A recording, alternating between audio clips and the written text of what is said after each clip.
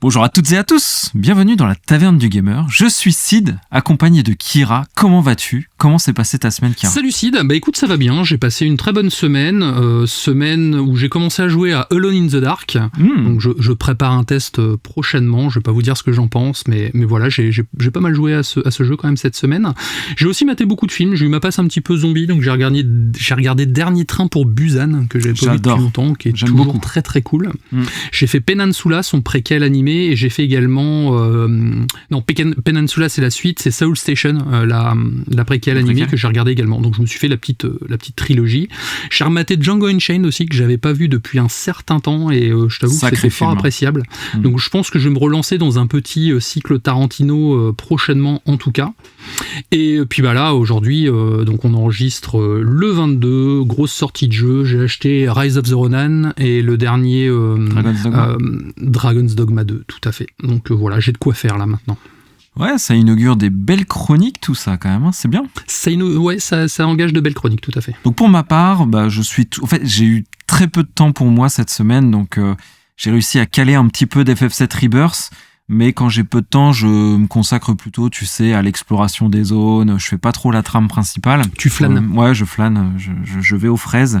Et sur ma Steam Deck, j'ai relancé The Ascent, un hack and slash justement pour ma chronique Diablo, et j'ai joué à En Garde toujours, qui est ma chronique dans 2 semaines, donc je l'annonce, En Garde, le jeu indé français, qui est ma foi une bonne surprise. J'ai entendu beaucoup parler de ce jeu-là par des collègues et puis par toi, donc j'ai hâte de t'entendre en parler en tout cas. Ouais, il y a des choses à dire, ça a été une bonne surprise.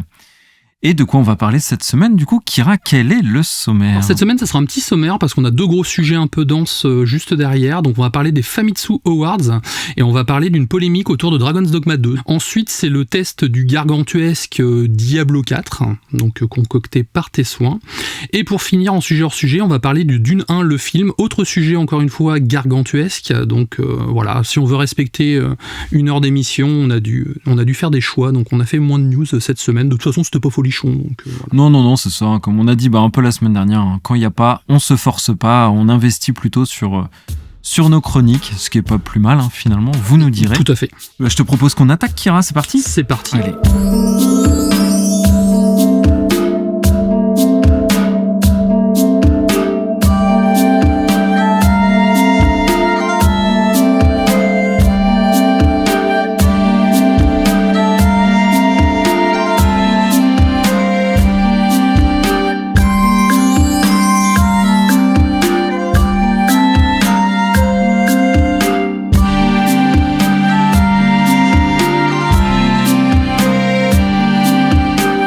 Commencer, parlons des Famitsu Awards. Pour rester un peu dans ma thématique, la semaine dernière j'avais fait les Pégases, souviens-toi Kira, une cérémonie franco-française. Là on part carrément au pays du soleil levant avec ce magazine de jeux vidéo légendaire. Je pense que Famitsu pour moi c'est un monument. Je sais pas ce que tu en penses Kira, mais c'est vraiment... un monument, tout à fait. C'est un monument, un grand adepte du 40 sur 40. Et bien justement, anecdote, pourquoi ce 40 sur 40 ? Est-ce que tu sais d'où ça vient cette notation pour les jeux sur 40 qui est très très bizarre finalement ? Eh ben non, je ne sais pas du tout. Figure-toi que c'est l'association de 4 notes en fait. Il y a 4 joueurs qui testent le jeu, qui donnent tous les 4 une note sur 10, ce qui te fait 40 sur 40. Ah bah intéressant, d'accord, ok, je comprends maintenant. Petite anecdote, allez, bim, voilà, on commence fort cette actualité. C'était l'anecdote impromptue de la news. Impromptu moyen, parce que je l'avais un peu préparé, j'avoue, mais tu m'y as emmené sans le savoir, parce qu'elle arrivait bien plus tard, l'anecdote. Mais en tout cas, le magazine a été fondé en 1986, et pareil, ça, je trouve ça très cool, parce que t'as vu la longévité quand même de ce magazine papier qui est un secteur qui a quand même beaucoup souffert. Après, on sait que le Japon, le papier là-bas, c'est aussi une institution. Mais le Famitsu n'est pas tout jeune. Donc, comme tu l'as dit, la notation est 40 sur 40. Et j'ai préparé des petites questions, un petit quiz pour toi, Kira, pour commencer. Donc, c'est pas facile, évidemment. Mais ça va être rigolo. Enfin, je l'espère. Est-ce que tu sais combien de jeux, depuis la création du Famitsu, ont récupéré le 40 sur 40, approximativement, évidemment. Approximativement, je dirais une petite 50aine. Allez, c'est vraiment à la louche, mais vraiment, c'est sans conviction. Bon, écoute, t'es pas très loin, je vais t'accorder quand même presque le point. Non, on est à 29, donc on est quand même moins. Mais est-ce que donc on est quand même loin. Est-ce que tu peux c'est de la louche, ouais, c'est de la grosse louche, mais bon, j'ai voulu être sympa. Mais est-ce que tu as cites-en peut-être, est-ce que tu vois, tu t'imagines quel jeu aurait pu prendre un petit 40 sur 40? Metal Gear Solid. Lequel? Ouais, il y en a eu. Le 3. Eh ben mince, lui non, on l'a pas eu. Le 2 l'a eu? Non, c'est le 4 et le 5, figure-toi. Ah, le 4 et le 5, d'accord. C'est peut-être ceux-là que j'avais vu alors à l'époque.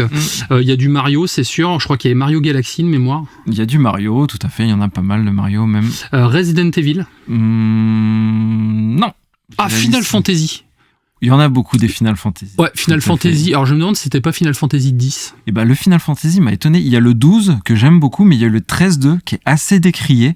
Ouais, il y a bien Final Fantasy. Il y a une licence aussi que ton Zelda préféré, Kira. Mon Zelda préféré, Majora's Mask. Ah je croyais que c'était The Wind Waker. C'est Wind Waker. J'étais en train. Tu me testes, je te teste. Hein. Ouais, t'as essayé de m'avoir, mais je savais que c'était Wind Waker. Majora's Mask, il y est pas. Par contre, j'étais étonné parce que celui-ci, il est vraiment cool. Après, il est clivant. Il est assez clivant, un peu glauque et tout. Quel est le premier jeu, selon toi, le premier jeu à avoir eu 40 sur 40 dans l'histoire de Famitsu? Le premier jeu, non, il date de 85. Ouais, mais il n'y avait pas le système de notes avant. Il arrivait quand pour moi me donner une petite... La première note date de 1998. Le premier 40 sur 40. 1998. Gran Turismo. Non, c'est The Legend of Zelda Ocarina of Time. Ah d'accord, oui, il le mérite. Et autre question intéressante, le dernier en date, selon toi, qui a récupéré un 40 sur 40 dans les jeux très récents? Zelda TOTK. Zelda TOTK, c'est l'avant-dernier, bravo. Le dernier, c'est Street Fighter 6. Ah d'accord, Street Fighter 6, ok.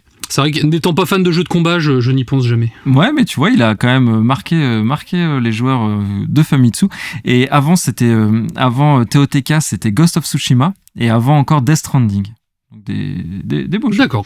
C'est du gros jeu, tout à fait. Donc maintenant, tout le monde a eu l'occasion de voir que je ne suis pas calé du tout en culture Famitsu et que je suis extrêmement mauvais là-dessus. Merci, Sid. Non, mais je t'en prie. Bon, après, je me la raconte, mais je savais pas tout ça non plus. Je pense que j'aurais été plus mauvais que toi.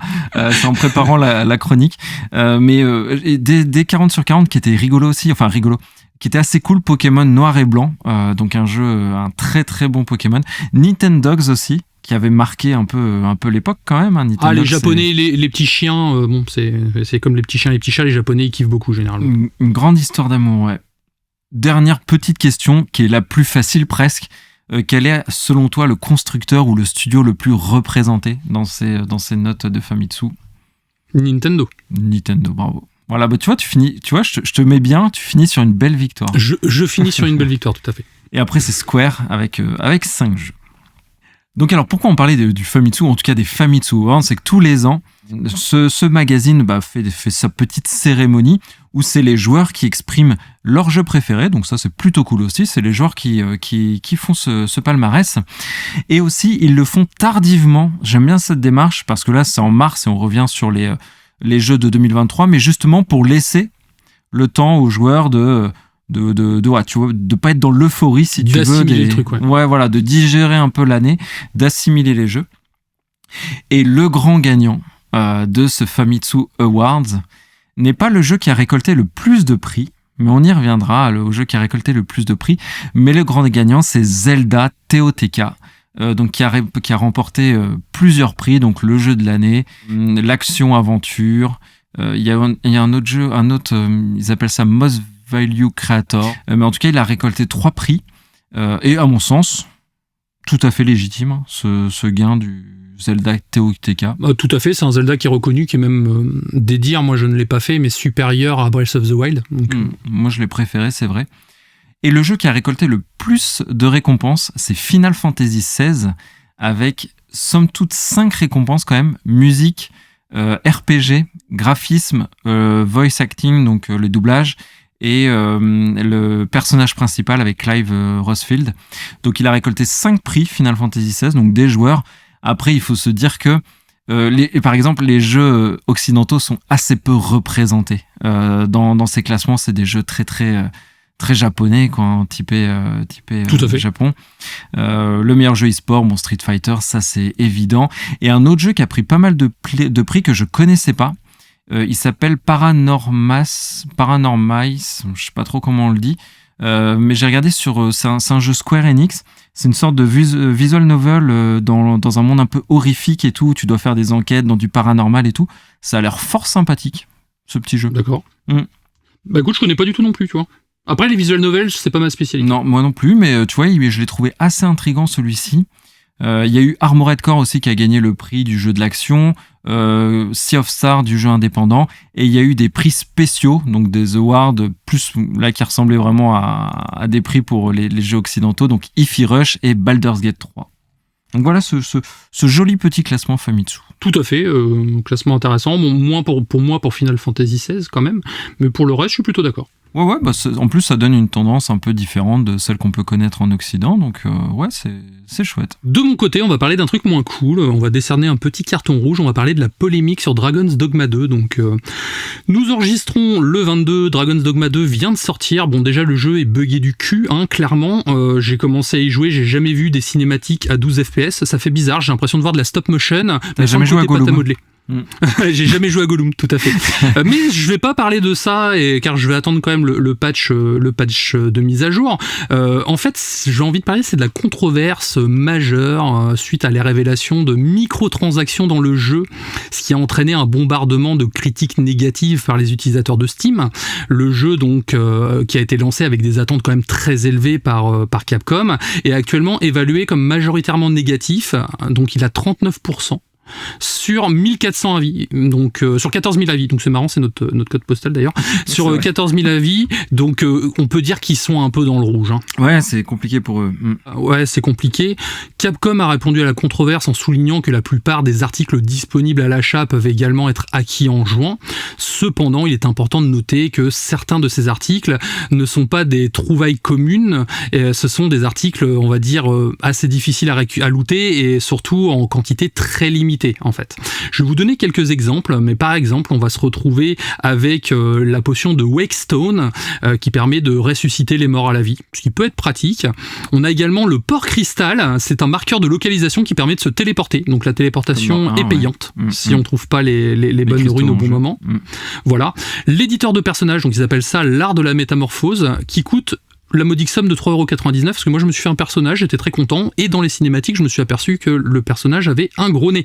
Je me suis dit bon, je vais aller voir, je vais refaire mon personnage, et quand il m'a demandé de payer 3 balles, enfin 4€, j'ai fait oui bah tant pis, hein, je vais jouer avec un personnage avec un gros blaze, hein, c'est pas grave, ça sera un peu comme dans ma vie de tous les jours on va dire. Pareil, si tu vas en prison et que tu veux t'échapper de prison, il y a la clé de la geôle qui est vendue 3€, donc bah voilà, c'est pas mal en tout cas, et il y a également d'autres petites subtilités à des tarifs qui oscillent entre 1 et 5€. Donc voilà quoi, un gros carton rouge. Je trouve ça c'est quand même j'ai l'impression qu'ils ont quand même amputé des éléments de gameplay pour te les faire payer, pour que les gens ils puissent jouer plus rapidement à leur jeu. Donc si t'as de la thune tu le fais, ok, mais celui qui a payé son jeu 70€ ou qui n'a pas spécialement envie ou les moyens de le faire, il va se retrouver lésé forcément. Je trouve ça quand même très gonflé de la part de Capcom qui a fait quand même une super bonne année, et encore une fois la licence Dragon's Dogma, ça faisait 14 ans que les gens ou les joueurs comme moi l'attendaient, et ça donne un très mauvais signal, et justement je pense que ça peut jouer beaucoup sur les ventes derrière quoi, en tout cas. Ouais, en fait, je suis d'accord avec toi. Ça m'a assez étonné qu'il y ait un tel bad buzz, par contre, parce que quand même, rappelons-le, c'est une pratique tout à fait commune chez Capcom. Je l'avais même cité dans mon test de Devil May Cry 5, ouais, où tu pouvais choper des orbes rouges pour booster l'XP de ton personnage en payant. Donc, pareil, tu gagnais du temps de jeu. Mais je l'avais bien précisé que c'était pas préjudiciable dans mon expérience de jeu sur Devil May Cry, parce que naturellement, mon personnage était équilibré, je progressais bien et c'était pas une contrainte. Pareil dans Resident Evil 4 où tu peux acheter des collectibles comme ça pour te faire gagner des points qui ont finalement très peu d'incidence sur le jeu. Là pour Dragon's Dogma 2, et tu l'as très bien dit, ce qui est davantage préjudiciable, c'est que ça répond à une contrainte du jeu qui semble être pas très bien équilibrée. Si le jeu est contraignant en termes de téléportation, de déplacement, et qu'il faut passer à la caisse pour avoir davantage de cristaux, c'est pas bon en fait. Là on contraint le joueur presque à aller jusqu'à la microtransaction, alors que dans les jeux que j'ai cités avant, c'était pas du tout le cas. Donc c'est vraiment là où ça me gêne. Surtout, je suis d'accord, parce que surtout quand tu dois commencer à raquer juste pour refaire ton personnage, ou pour avoir une clé pour sortir de prison, enfin là je pense que ça nuit quand même vraiment à l'expérience de jeu, parce que ça reste la base du jeu en fait. Là on te vend des éléments de customisation qui devraient être inclus de base, et qui sont inclus de base, parce qu'au final t'achètes ta potion, c'est juste un code que tu vas rentrer, entre guillemets, un code dans le jeu, et puis bim, ça va te débloquer la fonctionnalité en fait. Et je trouve ça mais juste lamentable, en tout cas, surtout à notre époque. Donc voilà, carton rouge pour Capcom. Alors que tu l'as dit, Capcom faisait des derniers temps exemplaires, hein. Ils ont augmenté leurs salariés comme jamais, ils ont fait plein de trucs assez cool dans le secteur, et ouais, c'est dommage. Ils prennent pas les joueurs pour des cons, ils ont fait des super remakes de Resident Evil, leur Monster Hunter, ils cartonnent, dès qu'ils sortent un jeu derrière, bon, à part leur espèce de jeu tout daubé là qui est sorti sur Xbox, là où tu dois chasser des dinosaures avec des exosquelettes dans le futur, où personne comprend trop ce que c'est, mais sinon à part ça, Capcom dernièrement, oui en fait, là pour moi c'est une grosse déception. Une grosse déception. Ouais. C'est vraiment dommage. Et ben je te propose, Kira, de passer sur le test de Diablo 4. Est-ce que là aussi ça va être une déception, peut-être ou pas, enfin un test plutôt chronique, hein, comme d'habitude. Diablo 4, rappelons-le, peut-être, hein, un jeu Xbox Studio. C'est vrai que ça fait bizarre de dire ça. Maintenant. C'est vrai. Mais il est dans le giron Xbox, développé et édité bien évidemment par Blizzard. Et je crois, normalement, il devait sortir tout bientôt, donc vous aurez le podcast le 25. Et durant la semaine, il devrait sortir sur le Game Pass, ce pourquoi je sors le test à ce moment-là. Il est déjà disponible en préchargement d'ailleurs. En préchargement, bon, très bien. Pour la sortie de la semaine du podcast, du coup, ils se sont alignés sur ma chronique, évidemment, hein, c'est pas moi qui me suis... C'est ça, on leur a dit, les gars, on parle maintenant, ok d'accord, on le sort dans le Game Pass. Voilà, Philou a fait son petit podcast où il a présenté la sortie sur le Game Pass du jeu.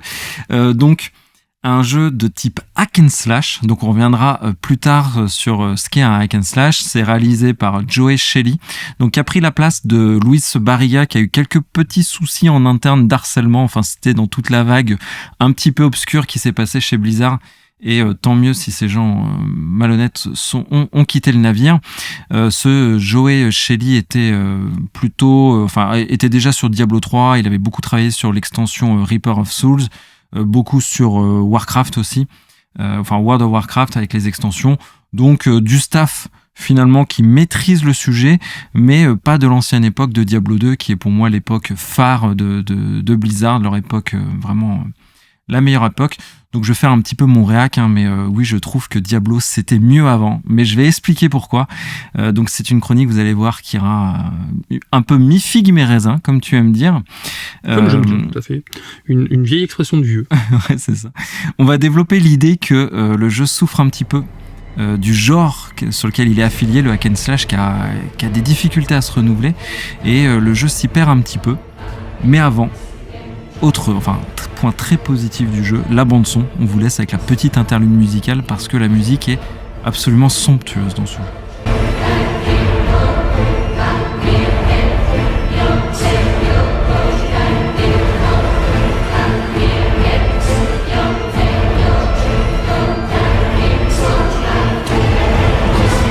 Donc commençons par le lore, parce que dans ce jeu, le lore veut de l'or. Voilà, j'ai fait ma petite boutade. Petite blague.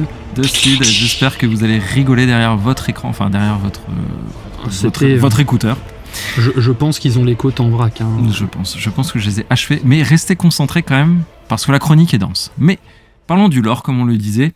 Donc suite directe du pas fameux Diablo 3, mais rassurez-vous, vous ne souffrirez d'aucun manque de scénario si vous n'avez pas fait Diablo 3. À vrai dire, il était tellement dispensable que j'avais oublié Diablo 3, donc en enchaînant sur le 4, ça l'a fait. Mais on retourne donc dans le monde de Sanctuaire, donc Sanctuaire qui est la terre des hommes. Rappelons que j'avais fait une chronique sur Diablo 2 où je développais pas mal le lore, surtout que c'était 2 jeux auparavant, donc ça permettait de raccrocher un petit peu les wagons. Mais dans Diablo, il y a 3 démons primordiaux, dont Diablo, Baal et Méphisto. Donc chacun, le seigneur de la terreur, de la destruction et de la haine. Donc un joyeux programme, hein. Ceux-là, t'as pas trop envie de les avoir le dimanche midi à table avec toi. Non, je pense, ouais. Ça doit être... Et puis en plus, ça doit bouffer ces mecs-là. Ouais, surtout Diablo, à mon avis, il y a de l'appétit. Donc il y a toujours dans les scénarios de Diablo une histoire avec les pierres d'âme. En fait, ces démons primordiaux très puissants sont souvent enfermés dans une pierre d'âme. Et là, on va suivre dans ce Diablo 4, on va traquer finalement notre cible et Lilith, donc la fille de Méphisto, qui est accusée de tous les maux de la région, donc maux Amahuix évidemment, d'Estuar, région dans laquelle se passe le jeu et que l'on va visiter. Et déjà, premier point, moi, Kira, qui m'a toujours plu dans les Diablo, c'est que en tant que joueur, on est le chasseur, on traque, ou en tout cas, on suit les pas d'eux. Dans Diablo 2, je l'avais expliqué, c'est un peu une course en avant pour rattraper Diablo, et sur le chemin, on voit toute la destruction qui est derrière son sillon. Et là, c'est pareil avec ce Diablo 4, on pourchasse, on suit les traces de Lilith. Et ça, j'aime beaucoup, moi, cette formule, je trouve qu'elle fonctionne très très bien. Je vois, c'est vraiment typiquement le genre, en fait. Ouais, ça marche, c'est le genre dans les Diablos. On a vraiment un rôle de chasseur et en même temps de spectateur du désastre que cause l'antagoniste dans cet univers. Univers de Diablo, de Dark Fantasy, Dark Fantasy en plus de très haut level. Et on va commencer par envoyer plein de lauriers au jeu parce que les graphismes, la direction artistique, franchement, c'est du très très haut level. C'est même irréprochable. J'irai jusque-là. T'as dû voir un petit peu de cinématique ou de screen, de Lilith, l'univers et tout. Franchement, ça a de la gueule quand même. C'est vrai que les cinématiques chez Blizzard ont toujours été top. Hein. C'est vrai, là-dessus, on peut pas leur retirer. Le jeu, oui, ça avait l'air très joli esthétiquement, c'est vrai. Après, moi, tu le sais, j'ai jamais été vraiment un fan du studio Blizzard et de leur jeu en général. Et c'est vrai que moi, ma seule vraiment connaissance de Diablo, c'est Diablo 3, que j'avais fait sur PlayStation 4 et que je n'avais pas aimé à l'époque. Et donc, du coup, je t'avoue que Diablo 4, non, ça m'intéresse vraiment, ça m'intéresse pas, quoi. Je comprends tout à fait, surtout que le jeu a pris un virage quand même à 90 degrés qu'on n'aime pas trop, je le décrirai un peu après, mais vraiment, je veux réinsister sur ce point de toute la direction artistique, de tous les graphismes, cette ambiance gothico-sanglante, si je puis dire, qui m'a fait penser un peu à Requiem, tu sais, la BD qu'on aime énormément tous les deux. Tout à fait, le dernier tome arrive bientôt d'ailleurs, je vais tout me refaire, je pense. Ah, d'ailleurs. Oui, c'est vrai, coucou Léna, merci. Et ça me fait penser, enfin j'aime bien ce côté très gothique, très sanglant et tout, enfin c'est un côté vraiment sympa. Et il y a un jeu d'éclairage, les ombres, les lumières qui renforcent vraiment l'angoisse, c'est le côté sale, si je puis dire, du titre, parce que le hack and slash c'est généralement pas un mode de jeu très tape à l'œil, parce qu'on n'est pas sur du God of War quand on voit son personnage en petit et tout, mais ils ont quand même réussi à faire honneur à cette direction artistique qui est vraiment somptueuse. Il faut le dire, le gros point positif aussi de ce jeu, c'est Lilith, donc un personnage qui est franchement éblouissant, il est complexe, il est fascinant, c'est une antagoniste vraiment comme je les aime, et j'irais même jusqu'à dire que c'est une des meilleures antagonistes de jeux vidéo que j'ai eu, et ça positionne le personnage même de façon tellement centrale que j'ai l'impression que c'était le personnage principal du titre. Ah, que ça tourne autour d'elle, quoi. Ouais, tout tourne autour d'elle, et ce qui renforce cette idée, Kira, c'est que dans ces jeux-là, souvent on joue un personnage qui est finalement que notre avatar virtuel dans le monde. Il n'a pas d'existence propre, l'existence de notre personnage dans ce monde, c'est simplement nous incarner pour que l'on joue. Donc comme ce personnage est un petit peu désincarné, celui que l'on joue, ça renforce encore plus la posture et la stature de cette Lilith, qui est vraiment, je te le dis, un des meilleurs antagonistes que j'ai eu, et de loin aussi dans les jeux Diablo. Et Dieu sait que j'adore Diablo dans Diablo 2. C'est vrai. Donc, qu'est-ce que j'aime sur ce personnage en plus, c'est que toute la partie mise en scène est assez magistrale. On la voit peu, Lilith, et comme on la voit peu, ils ont réussi à iconiser chacune de ses apparitions.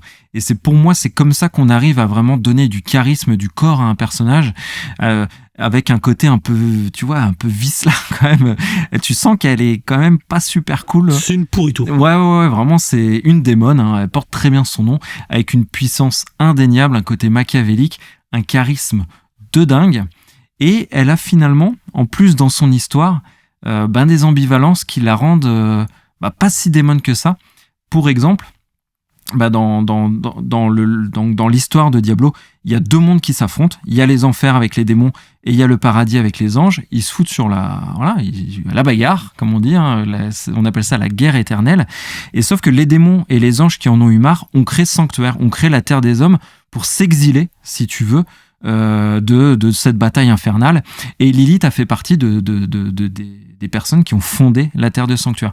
Donc finalement, si les hommes existent dans cet univers, c'est en partie grâce à elle. C'est un peu grâce à elle. Ouais. C'est en partie grâce à elle, tout à fait. Et aussi parce qu'elle a eu une union impie, si je puis dire, avec un ange. Donc elle a fait des trucs avec Inarius, l'ange. Des saloperies. Ouais, voilà. Elle a fait son affaire avec Inarius et du coup, les premiers hommes, donc les Néphalem, ont été créés de cette union. Donc quand tu sais tout ça et quand tu développes tout ce lore, déjà qui était quand même amené dans le 3, mais là évidemment renforcé dans celui-ci, tu vois que c'est plus un personnage si manichéen que ça, parce que la Terre n'existerait simplement pas, la Terre des hommes sans elle. Elle est un peu ambivalente, tu vois, c'est une démone, mais elle a su avoir une union, donc séductrice, femme fatale, dangereuse, avec une certaine fragilité. Et ça, je trouve que ça donne un regard tout à fait nouveau sur ce personnage qui je le dis encore une fois, voilà, c'est le plus gros point fort de ce jeu pour moi, Lilith, et tout ce qui l'entoure. Lilith, c'est un personnage qui est très connu dans la mythologie démonique, on va dire, mais c'est aussi un personnage très important dans la série Supernatural, donc je voulais vous le dire, c'est une très bonne série, je vous la conseille. Et puisqu'on en est aux références bibliques, évidemment, mais aussi, on peut dire Évangélion, hein, Lilith, voilà. Exactement. Il y a tout un lore et tout plein de choses mystiques avec Lilith dans Évangélion.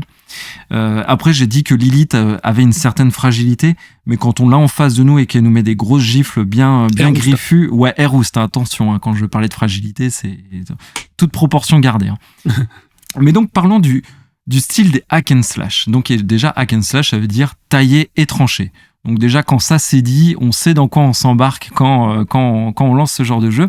Donc, univers souvent héroïque, médiéval, fantastique. Il y a des codes, en fait, dans ce jeu.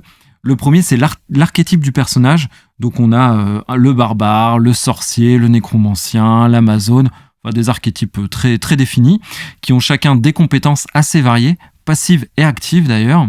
Et tout le but de ces jeux, Kira, c'est l'optimisation de son personnage à outrance, donc via les équipements ou via les compétences, pour créer des builds, on appelle ça des builds, donc des combinaisons de tout ça qui vont faire qu'on va rouler sur le jeu, on va optimiser tout ça, avec une vue en plus de 3/4, donc 2 dessus, 2 3/4, et avec, enfin, comme dernier code, c'est des monstres partout, des ennemis qu'il faut tabasser à l'appel. Enfin, voilà, je pense que j'ai bien décrit le genre, hein, c'est bourrin. C'est ça, c'est très bourrin, hein, c'est pas ami de la subtilité, ce n'est pas un jeu pour vous. On peut citer comme référence donc Dragon Slayer de 1984 qui est il y a un consensus pour dire que c'est le premier hack and slash. Titan Quest, mon préféré avec Diablo 2. The Ascent, mon hack and slash du moment dans un univers cyberpunk très très cool. Torchlight, un jeu indé que j'aime beaucoup, un coup de cœur. Et Sacred, le hack and slash que j'ai jamais fait, alors qu'il paraît qu'il est très cool. Je crois que toi, t'as peu d'expérience sur les hack and slash, mais celui-ci, tu l'as fait. Voilà, moi j'ai fait Sacred 2, Fallen Angel sur Xbox 360 à l'époque, ça remonte à loin, hein, je dirais 2010, 2009, hein, dans ces eaux-là. J'aimais bien l'univers, c'était cool. Après, c'est pas mon genre de jeu de prédilection, et c'est vrai que je me lasse assez vite en fait du côté bourrin, quoi. Et oui, parce que on en vient à ce que je voulais dire sur la hack and slash. En fait, je pense, c'est une réflexion très ouverte, mais je pense que c'est un genre de jeu qui a fondamentalement vieilli par son côté un peu redondant, un peu mécanique de ce que l'on doit faire. Parce que finalement, ce que l'on fait, on le fait de façon mécanique au vu du volume d'ennemis qu'on combat, au vu de la linéarité de ce que l'on fait. Donc c'est un genre de jeu qui a assez mal vieilli, je trouve. Et Blizzard a eu la volonté de moderniser ce genre. Et je trouve, genre linéaire et bourrin, comme je l'ai dit, et je trouve que c'est là que le jeu s'est perdu. Pourquoi ? Parce qu'ils ont apporté les plus belles choses de 2023, 2024, c'est-à-dire les microtransactions. Ouais, c'est vrai. Et les saisons. Ouais. Et le season pass. Ouais, c'est ça. Ils ont inventé, ils ont ramené tout ça dans le jeu c'était tout à fait dispensable. Mais aussi, dans le game design, la première chose qui change beaucoup, c'est le monde ouvert. On est sur un monde vraiment ouvert. Mais en fait, t'as qu'une map. Tu démarres, t'es sur la map que t'auras pour toujours, qui est immense, attention. Mais, je le disais, dans ma chronique de Diablo 2, ce que j'aime, c'est que les actes étaient séparés par une phase où on va voyager, où on va changer de zone. On va prendre une caravane qui va nous faire bouger, on va prendre un bateau, etc. Et ce passage d'actes et de biomes, tu changeais complètement, drastiquement d'environnement, te faisait vraiment voyager. Et avec ce monde ouvert, finalement, j'avais moins ce sentiment de voyage, moins ce sentiment de track qui me tenait à cœur d'aller chercher vraiment Lilith. Et en plus, dans cette zone immense, qu'est-ce qu'on finit par faire, comme dans tous les mondes ouverts ? On finit par cueillir des fraises, se perdre, se balader, c'est beau par là, j'y vais. Enfin, tu vois, je trouve que ce monde ouvert a finalement beaucoup dilué le côté track, le côté course en avant qu'avait Diablo 2, par exemple. C'est le risque des mondes ouverts en fait, c'est que comme tu dis, l'histoire et l'aventure est diluée et on va se retrouver plus avec de la recherche et aussi des quêtes de remplissage, et c'est pour ça que j'en ai un peu aussi ma sauce moi des mondes ouverts actuellement. C'est la première réflexion que je me suis fait en lançant Diablo 4, donc voilà, c'est louable, attention, hein. Il y a certains joueurs qui ont dit waouh, incroyable. Moi c'est vrai que ça m'a pas c'est pas une structure en tout cas qui m'intéressait pour un hack and slash, je trouve pas particulièrement adapté pour ce genre de jeu qui est déjà de base assez linéaire, et là si tu vas un peu partout, bon tu perds. Aussi, donc une bonne chose, ils ont adapté le jeu à la manette, mais ça a été au détriment du nombre de compétences qui a été drastiquement diminué. Ils ont aussi amélioré l'inventaire, donc ce cas c'est génial, sauf que au profit d'un volume de loot, d'équipements, de trucs, enfin on récupère tout le temps plein d'équipements, très vite des équipements légendaires. Donc moi, au milieu du jeu, j'avais déjà tout en légendaire, j'ai très peu changé d'équipement sur toute ma première partie, et ça casse carrément l'aspect récompense du joueur, parce que dans le hack and slash, on passe beaucoup de temps à tabasser tout ce qui bouge, pour avoir de temps en temps le truc qui pop, qui te récompense de tout cet effort. Ça a été anéanti totalement par le jeu. Et c'est là où je dis qu'il s'est perdu, c'est que, en fait, tout l'aspect récompense indispensable dans ce hack and slash pour apprécier vraiment les efforts de farm que l'on fait a été complètement anéanti par le loot, par la possibilité aussi de customiser l'apparence de son équipement, alors que normalement c'est en trouvant des belles armures que tu vas petit à petit changer de look, avec un look de plus en plus vénère qui représente l'évolution de ton personnage, que là dès le début tu peux déjà le personnaliser, te faire un truc assez cool. Moi j'ai pas changé du coup d'aspect toute l'aventure. Ah ouais, donc tu vois, ça c'est vraiment des éléments qui pourtant font partie intégrante de l'intérêt de jouer à un hack and slash. Ouais. Et ils l'ont complètement squeezé. Enfin, tu l'as dit, hein, le modèle économique. Il y a le multijoueur qui est cool. Moi, j'ai pu faire en multijoueur et ça fonctionnait plutôt bien. Mais il y a un système de saison. Donc moi, je m'en fiche complètement du système de saison qui existait déjà sur Diablo 3. Sauf qu'à chaque fois que je lançais mon jeu avec mon personnage qui était hors saison, le jeu me disait: t'es sûr que tu veux pas te créer un personnage avec la dernière saison en cours? Mais lâchez-moi, quoi. Enfin non. Ouais, c'est clair. Tu vois, insupportable. Sans parler de la boutique en ligne, évidemment, qui te brise un peu l'expérience. Et la volonté, elle est claire, c'est que c'est pas un jeu qui veut qu'on joue en one shot, c'est un jeu où on doit passer sur du temps long. Ils veulent que le joueur reste de partie en partie, que l'histoire principale, Kira, ne soit pas la finalité, mais ce soit que l'introduction, que le début, parce que ce jeu, il faut le faire et le faire plein de fois d'affilée pour que la difficulté augmente, que le challenge augmente. Et en fait, j'avais l'impression d'avoir fait l'histoire, mais d'avoir fait l'introduction du jeu. En termes de game design. C'est un jeu qui, on va dire, qui se rapproche du MMO en fait. Hein. C'est du jeu à service qui va durer longtemps et qui va rendre les joueurs addicts. Bon après, moi c'est pas ma cam, donc je comprends pas comment on peut passer des heures et des heures sur le même jeu tout le temps. J'aime bien changer, varier les univers, ça reste important. Mais c'est vrai que ça, j'ai du mal à l'admettre, mais ça fonctionne. Malheureusement, ça fonctionne. Enfin, je trouve que c'est pour moi le cancer du jeu vidéo, mais ça fonctionne.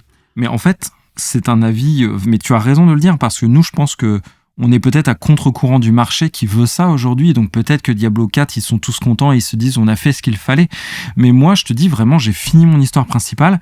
J'avais l'impression que le jeu ne m'a pas donné ce que j'attendais, et pire, qui me poussait à recommencer. Comme si que l'expérience que j'avais vécue, et qui était quand même toute l'histoire principale, n'était finalement pas l'expérience que le jeu voulait m'offrir et que je devais aller plus loin.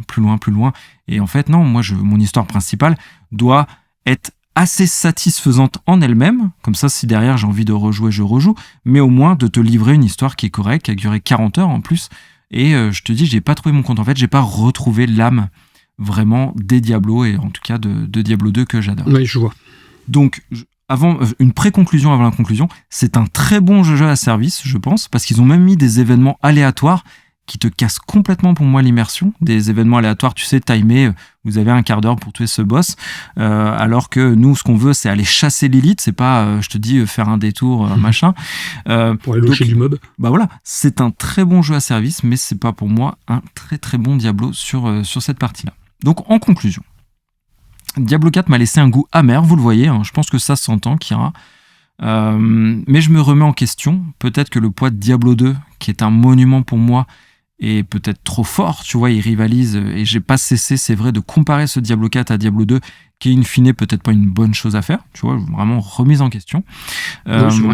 Sachant que le jeu a des qualités indéniables, hein. Je l'ai dit, Lilith, la direction artistique, franchement incroyable. J'ai vécu le combat final contre Lilith comme un honneur, tu vois, de la rencontrer, de enfin la voir en face de moi, avec une bande son en plus vraiment magnifique. Donc Diablo 4 restera un jeu que j'ai apprécié, que j'ai aimé parcourir, mais l'esprit mercantile, si je puis dire, de Blizzard, c'est vrai. Sa tentative ratée de renouveler le joueur, en privant franchement le genre même du hack and slash de ce qui est essentiel, récompenser le joueur, le féliciter, le remercier de son dur labeur, voilà, a dépossédé un petit peu Diablo de son âme, je trouve. Donc voilà, j'ai déjà presque oublié, j'avoue, Diablo 4, mais je n'oublierai, je pense, jamais Lilith, Diablo 2, qui est un très très grand Diablo 2, et Lilith aussi, qui est un très très très grand personnage, c'est vrai. Bah, je t'avoue que moi, ça m'envoie pas du rêve. J'ai vraiment pas envie d'essayer, j'ai vraiment pas envie d'y jouer. Tout le côté, comme tu dis, mercantile qu'il y a autour du jeu, moi c'est vrai que ça m'agace, le jeu à service principalement, et j'ai pas envie de m'investir dans un jeu comme ça où au final ma quête principale c'est, comme tu dis, juste un prologue à une aventure plus grande, mais au final tu répètes essentiellement les mêmes patterns, tu vois. Et c'est voilà, donc moi je sais qu'en tout cas, même s'il est dispo dans le Game Pass, je ne le ferai pas. Mais écoute, en tout cas voilà, c'était la chronique de Diablo 4, à prendre ou à laisser, hein. Chacun évidemment sa sensibilité. Voilà, j'étais un peu grincheux aujourd'hui, mais j'ai essayé d'être objectif sur toutes les qualités que le jeu a à proposer. Et on va passer sur une chronique de fan, hein, Kira, pour te faire plaisir là du coup. La chronique du fanboy, tout à fait. Donc Dune, je sais plus le nom, Villeneuve ou je sais pas quoi. Enfin, tu vas nous dire tout ça. Avant de commencer, déjà, on va mettre la musique, car la BO du film de ce cher Hans Zimmer et Hans Zimmer, pas Alzheimer, Alzheimer c'est une maladie, c'est autre chose encore, de Hans Zimmer est vraiment exceptionnelle. Donc voilà, on vous a sélectionné un petit morceau de musique et on attaque pour Dune. C'est parti.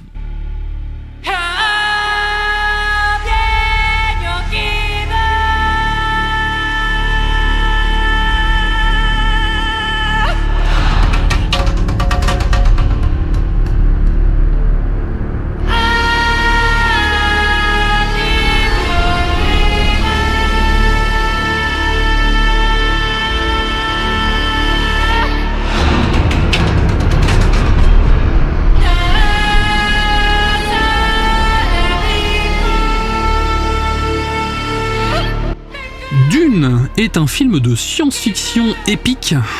J'utilise le mot épique, mais c'est pas épique dans le sens où on le connaît. Ça veut pas dire qu'il y a des scènes d'action tout le temps, mais c'est une histoire happante, on va dire, qui est adaptée du roman culte de Frank Herbert, qui a été publié en 1965. Donc c'est quand même assez vieux.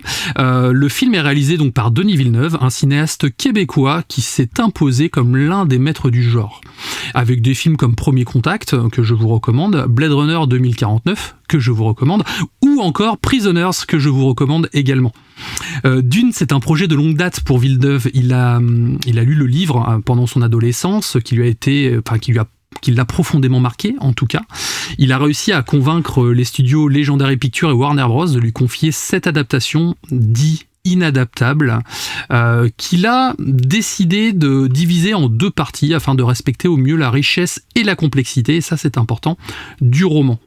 Donc la saga Dune, je le répète, c'est une œuvre de science-fiction, donc écrite par Frank Herbert, qui compose, on va dire, 6 romans publiés entre 1965 et 1985. L'auteur s'est inspiré de plusieurs sources, dont l'écologie, la religion, la politique, la psychologie, ainsi que son intérêt pour les cultures orientales et médiévale. Donc c'est à la fois une œuvre majeure dans la science-fiction, mais c'est également une œuvre qui a inspiré énormément de sagas, dont la saga Star Wars bien sûr. Ouais, c'est ce que j'aime avec l'univers de Dune, c'est la richesse de ses thèmes. Tu peux passer de presque du côté sectaire, des dérives religieuses à la quête de pouvoir, à l'écologie, à l'amour aussi. Il y a beaucoup de sentiments amoureux. Enfin, c'est vraiment un univers qui brasse très large d'un point de vue thématique, et c'est ça qui la rend riche, et comme tu dis, c'est ça qui a fait une source inépuisable d'inspiration pour plein d'autres œuvres.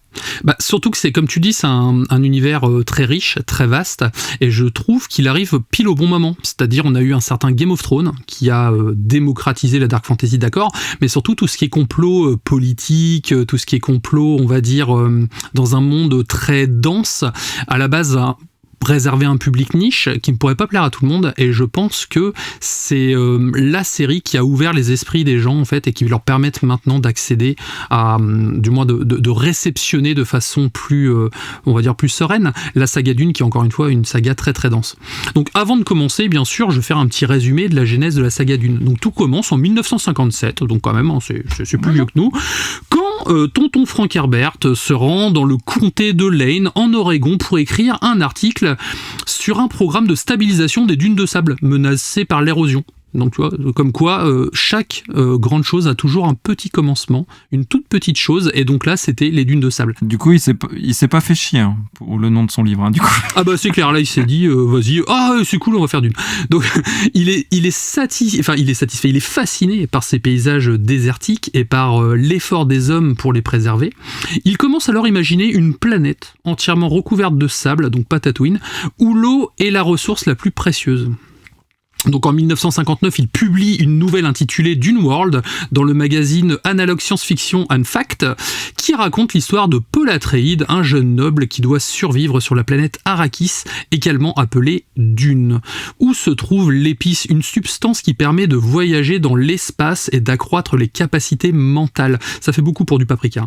Et pas la pisse, oui. Il s'inspire de plusieurs œuvres de science-fiction comme Fondation, le grand Fondation d'Isaac Asimov, le cycle de Mars également que j'apprécie beaucoup, d'Edgar Rice Burroughs ou Le Seigneur des Anneaux de J.R.R. Tolkien. Et c'est vrai que même si on se dit Dune, voilà, le patron, même si on se dit que Dune c'est de la science-fiction, en attendant, on a quand même cette structure très proche à la lecture de J.R.R. Tolkien. Ensuite, il va publier une autre nouvelle qui s'appelle Le Prophète de Dune, qui suit toujours les aventures de Paul Atreides, devenu chef des Fremen et habitant le désert qu'il considère comme le Messie. Donc c'est ce qu'on voit un peu dans le deuxième film, mais ceci est une autre histoire. Et il s'inspire de ses recherches sur les religions, notamment le soufisme, le bouddhisme et le christianisme, un petit peu le judaïsme également, et il s'intéresse aussi aux théories psychanalytiques de Carl Jung et au concept de génétique et d'évolution. Et ça, c'est des thématiques qu'on va retrouver dans toute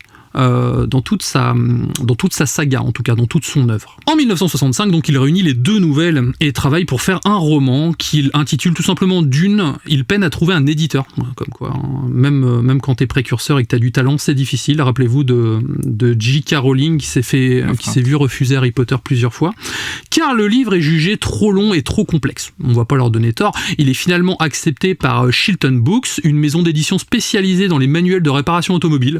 Ouais, ça, c'était la petite anecdote qui m'a quand même surpris. Et surtout, le livre remporte un succès critique majeur, un succès public également. Il reçoit surtout le fabuleux prix Nebula, qui c'est le prix le plus prestigieux en fait dans tout ce qui est livre de science-fiction. D'ailleurs, ils en parlaient dans la série télé, tu sais, le Festin du Corbeau là que tu nous avais conseillé. Ah oui, excellent. Voilà, et il parle du fameux prix Nebula. Ensuite, il a écrit 3 suites entre 1969 et 76, Le Messie de Dune, Les Enfants de Dune et L'Empereur Dieu Dune. Il poursuivra la saga sur plusieurs générations et approfondira, on va dire, plusieurs thématiques, donc essentiellement la thématique philosophique, sociologique et biologique. Et au fur et à mesure, on va se retrouver vers quelque chose de plus, on va dire, contemporain au fur et à mesure. Mais là où la saga Dune a eu son point final, c'est entre 1981 et 1985, où il a écrit 2 autres suites, Les Hérétiques de Dune et La Maison des Mers, qui se déroulent plusieurs millénaires après les précédents ouvrages. Il explore donc les conséquences de la domination de la galaxie par les Atréides et introduit de nouveaux personnages et de nouvelles factions. Il s'inspire de la cybernétique, donc là on arrive plus dans un univers cyberpunk, ce qui est aussi très cool parce que la saga Dune sait se renouveler en tout cas. La physique quantique, la sexualité un petit peu, parce que ça devient un petit peu plus... disons que la chair est devenue un petit peu plus dominante dans la suite de son récit, la spiritualité toujours, mais il meurt en 1986 avant d'avoir achevé son 7e et dernier tome de la saga en fait. La saga fut reprise néanmoins en 2000 par son fils, mais ça c'est une autre histoire que je vous raconterai la prochaine fois. C'est ça, une autre histoire. En tout cas, belle rétrospective, hein. Franchement, on voit le parcours assez riche et dense de franchement ce génie, hein, parce que ce qu'il a créé avec Dune, c'est vraiment grandiose. Et comme tu l'as bien décrit, enfin les 6 livres il y a 3 grandes sagas finalement, enfin 3 sous-arcs à l'intérieur, 3 grandes périodes. Et enfin moi je me suis contenté pour l'instant de lire la première, les 2 premiers livres de Dune que je suis en train d'ailleurs de relire. Et c'est vrai que c'est cool à lire. Bon après il y a des longueurs, mais franchement c'est non, il a créé quand même quelque chose d'assez fou, ce Frank Herbert. Le film raconte donc l'histoire de Paul Atreides, encore une fois, j'en ai parlé tout à l'heure, un jeune homme issu d'une noble famille qui règne sur la planète Caladan. Son père, le duc Leto, accepte de prendre en charge le fief d'Arrakis, une planète désertique où se trouve la seule source d'épices, donc la fameuse substance précieuse qui résout, on va dire, tous les maux dans l'univers. Mais ce cadeau empoisonné cache un piège tendu par leurs ennemis de toujours, les Harkonnen, qui veulent reprendre le contrôle d'Arrakis. Donc Paul et sa mère Jessica, une membre mystérieuse, enfin du moins d'un ordre mystérieux, les Bene Gesserit, vont devoir survivre dans cet environnement hostile, peuplé de vers géants, de Fremen, les habitants du désert qui attendent la venue du Messie, bien sûr. Donc on va retrouver cette fameuse notion de qu'est-ce qu'un Messie, qu'est-ce qui a amené ces légendes, et c'est pour moi quelque chose qui est très passionnant. Avant, j'ai une petite question à te poser. Est-ce que tu sais comment Frank Herbert a décrit l'épice dans ce livre ? Eh ben écoute, je l'ai su, mais là comme ça me dit rien, bien que je pense que quand tu vas me le dire, je vais dire ah oui c'est ça, mais non, ça me dit rien là. Alors l'épice a 3 couleurs, ce qu'on voit nous dans les films c'est l'épice de couleur un peu brunâtre, mais c'est vrai qu'on peut retrouver de l'épice verte et de l'épice bleue dans certains livres, mais surtout il se dégage de cette substance une odeur de cannelle. Voilà, je tenais à le préciser. Donc déteste la cannelle. Voilà, quand il parle, je le savais. Donc quand il parle d'épices, il parle également de la cannelle. Donc comme quoi, hein, c'est pas que du paprika. Voilà, je pense qu'il s'est aussi inspiré de ses livres de cuisine. Donc Dune est un film qui impressionne par sa vision artistique, sa mise en scène et sa musique. Villeneuve a su créer un univers fascinant qui mêle des influences orientales, médiévales et futuristes. Les décors, les costumes, les effets spéciaux et la photographie sont d'une beauté ahurissante qui rendent justice à la grandeur et à la diversité du roman. Le réalisateur a réussi à rendre cette œuvre si dense, très accessible pour un large public, et c'était pas simple. Le choix de scinder le livre en 2 films est une idée très judicieuse car il permet de poser des bases et surtout de poser le lore de cet univers si riche. De plus, le film prend son temps, ce qui permet d'éviter le côté foutraque du film de Lynch de 84. Il bénéficie également d'un casting exceptionnel qui réunit des acteurs de renom et de talent, donc Timothée Chalamet en tête. Alors, je dois l'avouer, quand on m'a annoncé Timothée Chalamet la première fois, je t'avoue que j'étais très sceptique. Je l'avais pas vu spécialement briller dans des grands films, et moi je pensais encore à Kyle MacLachlan qui joue dans le fameux Dune de David Lynch, et je me suis dit que ça serait difficile pour lui de faire mieux, et en fait, voilà, je tiens à m'excuser. Il incarne avec justesse et charisme un jeune Paul Atreides, un personnage quand même complexe qui doit faire face à son destin et à ses rêves. Et voilà, je m'excuse Timothée, je m'excuse. Ensuite, on a la sublime Rebecca Ferguson qui est émouvante et puissante en Jessica, une mère protectrice et une guerrière redoutable. On a Oscar Isaac qui apporte de la noblesse et de la sensibilité à son duc Leto, le père aimant et un leader courageux. C'est dingue comme son rôle est vraiment si différent de son rôle dans Star Wars, et surtout à quel point il est charismatique dans ce rôle en tout cas. Moi je le vois bien en roi. On a Josh Brolin, Jason Momoa, Javier Bardem, Zendaya et bien d'autres bien sûr qui complètent ce casting de choix, qui donne vie aux personnages du roman avec brio encore une fois. Ils incarnent des personnages forts et nuancés, souvent confrontés à des dilemmes moraux ou existentiels. Ouais, c'est exactement... Enfin, t'as dit deux trucs que je voulais absolument dire, c'est que il y a une belle diversité d'acteurs et je trouve que chacun réussit vraiment à incarner son personnage, à incarner le rôle, et c'est ce qui fait pour moi vraiment la richesse de ce film et la réussite en termes d'adaptation de livre à film, c'est à quel point il a réussi, Villeneuve, à ce que ses acteurs incarnent leur personnage et ils le font vraiment très très bien. Ensuite, on a la musique du film qui est signée donc par Hans Zimmer, un compositeur de renom qui a travaillé avec Villeneuve sur Blade Runner 2049. Encore une fois, il faut voir ce film. Zimmer a réalisé une partition originale et assez audacieuse qui utilise des instruments variés comme des cornemuses, des tambours, on a des flûtes, on a également des voix, bien sûr. La musique crée une atmosphère assez envoûtante qui souligne les émotions, les tensions, les enjeux du film, et surtout elle accompagne parfaitement les scènes d'action, de contemplation et de mystère qui rythment le récit. La musique de Zimmer est une œuvre d'art, même je pourrais dire, à part entière, qui contribue à faire de Dune une expérience cinématographique unique. Je pense que autant la partie visuelle est ouf, je pense qu'avec une autre musique ça serait pas pareil en fait. La musique colle tellement bien à cet univers.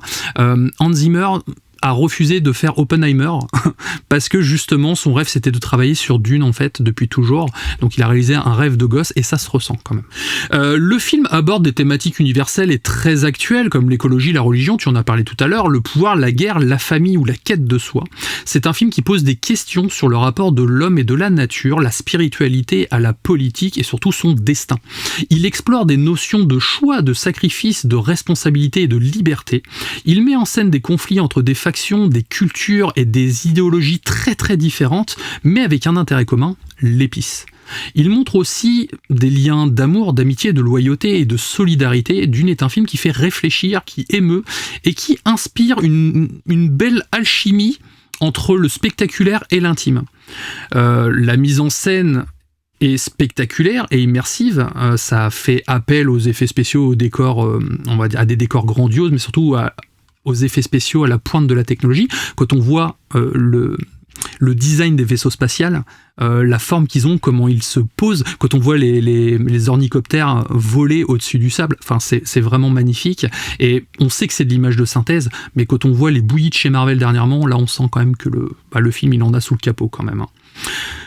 La bataille entre les Atreides et les Harkonnen lors de l'attaque de la base d'opération est impressionnante. De plus, l'utilisation d'une palette de couleurs qui contraste les teintes chaudes et froides selon les planètes et les factions.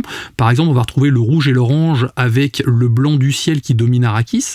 La planète désertique où se trouve donc ce fameux épice qui va ressortir avec des teintes un petit peu brunâtres et rougeâtres sur le sable. Tandis que le bleu et le vert prévaluent sur Caladan, la planète natale des Atreides, qui ressemble beaucoup à la Nouvelle-Zélande. Je me suis cru dans le Hobbit à un moment quand même. Ah, c'est vrai.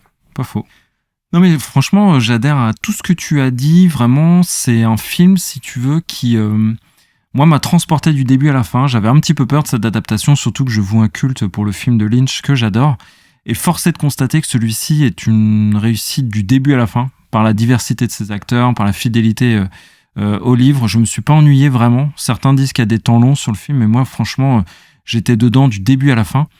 Et j'ai bien aimé qu'il développe beaucoup, tu vois, la marche des Fremen, la combinaison, tout le lore, tout ce qui est tout ce qui est assez technique dans le livre est très bien retranscrit dans ce film. Donc non, franchement, moi, c'est un sans faute. Je mettrais 10 sur 10 si je devais mettre une note à ce film. Donc en conclusion, Dune est un film qui rend hommage, avec brio, au roman de Frank Herbert, tout en proposant une vision quand même personnelle et moderne. Villeneuve a réussi le pari de faire une adaptation fidèle et respectueuse, mais aussi créative et originale. Il a su capturer l'essence du roman, tout en y apportant sa sensibilité et son style. Il a su également trouver le bon équilibre entre la fidélité et la liberté, entre le respect et l'audace. Il a su faire un film qui plaira aux fans du roman, mais aussi aux néophytes qui découvrent cet univers pour la première fois. Dune est un film qui mérite d'être vu et revu, qui marque les esprits et qui invite au voyage. Donc Dune est un chef-d'œuvre de la science-fiction qui s'inscrit dans la lignée des grands films du genre comme 2001, l'Odyssée de l'espace, Star Wars ou encore Blade Runner. C'est la première pierre d'une grande odyssée qui émerveillera des générations de cinéphiles. Nous, on a eu Star Wars, la génération d'après a eu Harry Potter, et la génération actuelle a Dune. Et ça, je trouve que ça marche très très bien en tout cas. Et pour finir, une dernière petite chose, si vous souhaitez commencer Dune, avant de lire les livres, c'est une très bonne porte d'entrée. Vous pouvez très facilement commencer par Dune et Dune 2, et après lire les livres pour pouvoir, on va dire, vous imprégner de cet univers et découvrir plus de choses.